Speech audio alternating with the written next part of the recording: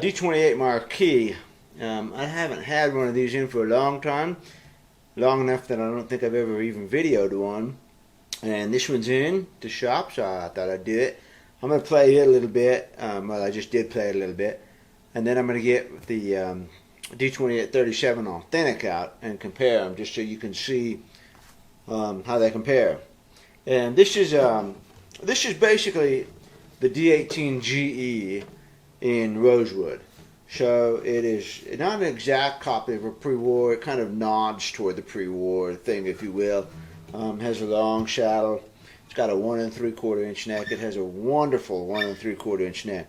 I wish this neck was on the D-28 Authentic. Oh, this is a good neck. It's got a real nice even taper, modified V. I guess they call it now. It's got a definite V. It's not sharp on the back. It's just round. 1 3/4 inch Waverly.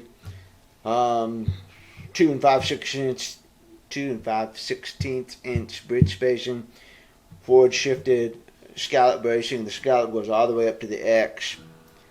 It's a good guitar. I haven't had one of these for a while. If this one was sunburst, you know, I might have to keep it for a little while longer. But since fortunately it's not, it's going to go home Monday. And someone else worked on this guitar at one time, and my job was to undo those modifications and put it more back into stock condition. And then I was allowed to make some of my own modifications to it. So I refretted it, put the stock nut back on. Someone had changed that nut, and the spacing was not to my happiness, not to my liking. So I put the stock nut back on because there's nothing wrong with the stock nut. It's good fossil mammoth ivory.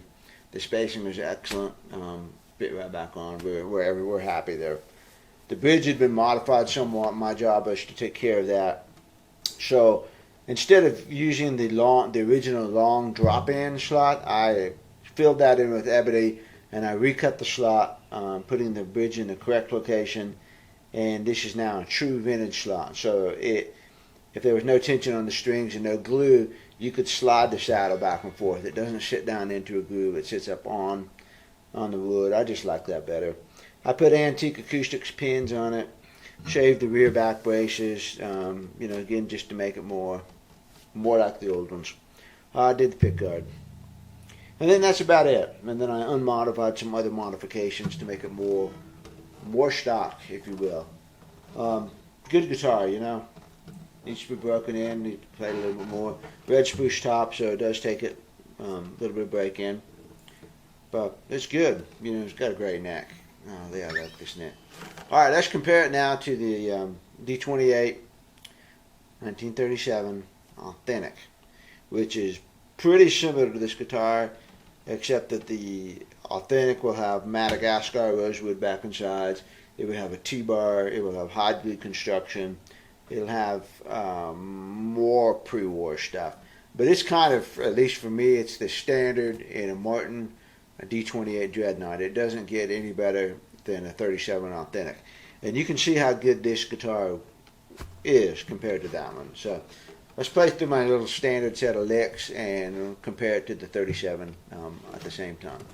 So here we go.